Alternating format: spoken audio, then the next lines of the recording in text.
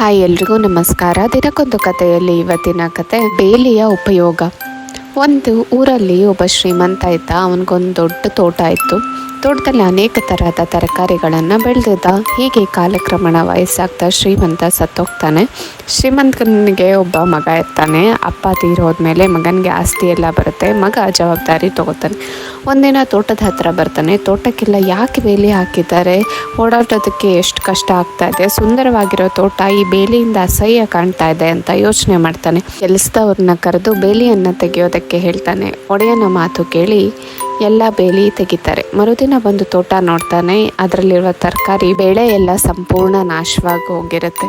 ಏಕೆ ಹೀಗಾಯಿತು ಅಂತ ಕೇಳ್ತಾನೆ. ಸ್ವಾಮಿ, ಬೇಲಿಯನ್ನು ತೆಗೆದ ಮೇಲೆ ಪ್ರಾಣಿಗಳೆಲ್ಲ ಆರಾಮಾಗಿ ಒಳಗೆ ಬಂದು ಬೆಳೆಯನ್ನು ಹಾಳು ಮಾಡಿದೆ ಅಂತ ಹೇಳ್ತಾರೆ. ಶ್ರೀಮಂತನಿಗೆ ಬೇಲಿಯ ಮಹತ್ವ ಆವಾಗ ತಿಳಿಯುತ್ತೆ. ಹೀಗೆ ನಾವು ಕೆಲವೊಮ್ಮೆ ನಮಗೆ ನಾವು ರಿಸ್ಟ್ರಿಕ್ಷನ್ ಹಾಕೋಬೇಕಾಗತ್ತೆ, ಬೌಂಡ್ರೀಸ್ನ ಸೆಟ್ ಮಾಡ್ಕೋಬೇಕಾಗತ್ತೆ. ಇಲ್ಲ ಅಂದರೆ ನಮ್ಮ ಮನಸ್ಸು ಯಾವುದೋ ಕಡೆ ಹೋಗ್ತಾ ಇರುತ್ತೆ ಅನ್ನೋದೇ ಈ ಕಥೆಯ ನೀತಿ. Thank you so much.